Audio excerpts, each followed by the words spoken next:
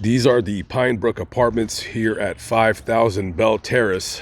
This is a rather large apartment complex, well over 200 units. Now, most apartments people move to, they stay there for a while. Either they're staying there to save up money to buy a home, or they just go on to move into another apartment, maybe a better apartment, or they just move out of town.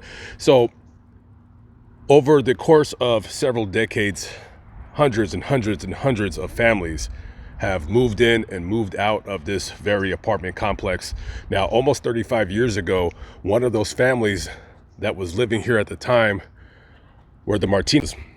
And they had 3 children. They had 2 boys and a girl. Their youngest only daughter, her name was Jessica Martinez. It was after 7 p.m. on May 10th, 1990, when Jessica asked her mother if she could please play outside with her older brother, Rudy, who was 9 years old at the time.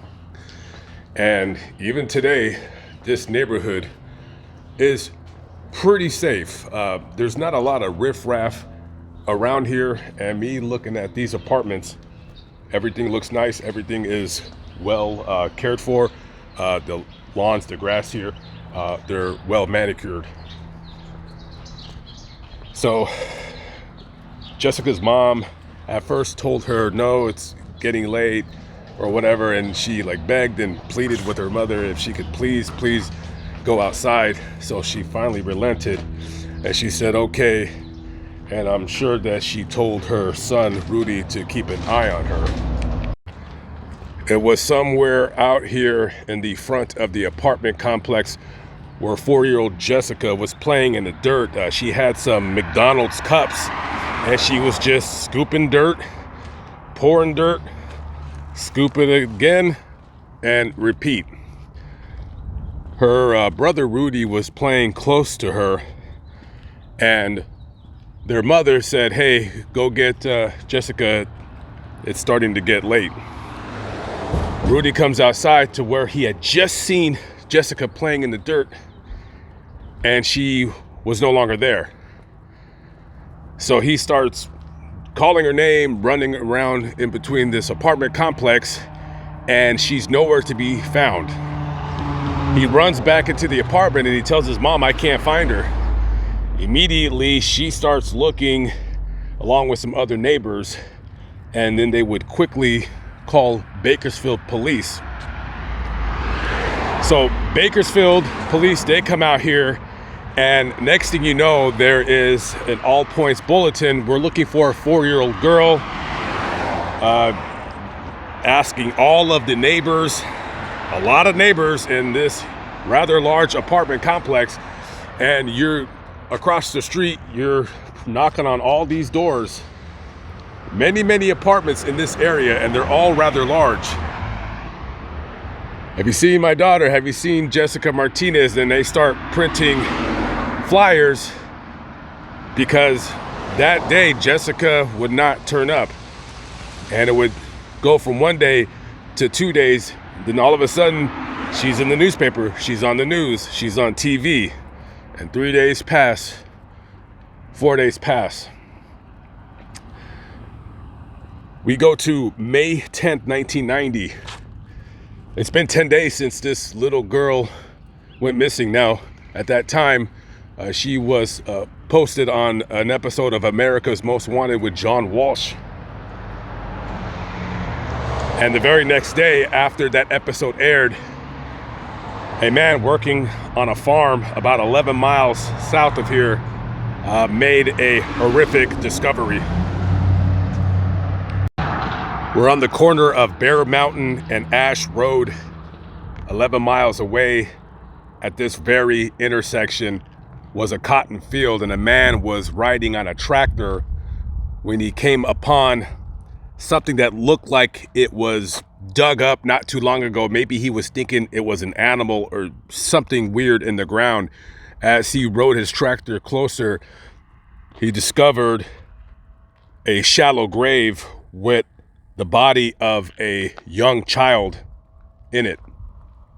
Immediately, he rode his tractor to the farmhouse and he called 911, and police arrived, and I'm sure they all knew who it possibly was, but later they would identify the remains of belonging to Jessica Martinez. Somewhere out here, a sexual deviant did his disgusting, dirty work and murdered a 4-year-old child.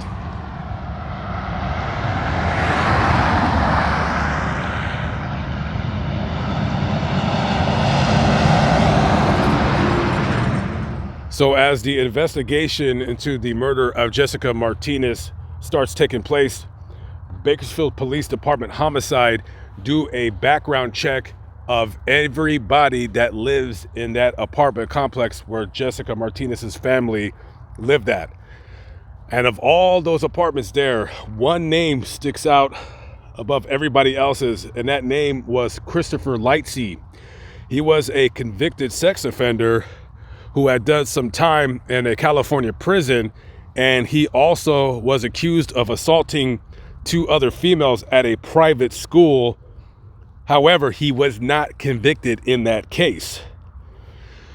So they questioned Lightsey about where he was at the time of Jessica's kidnapping, and he says, "Oh, I was at a party.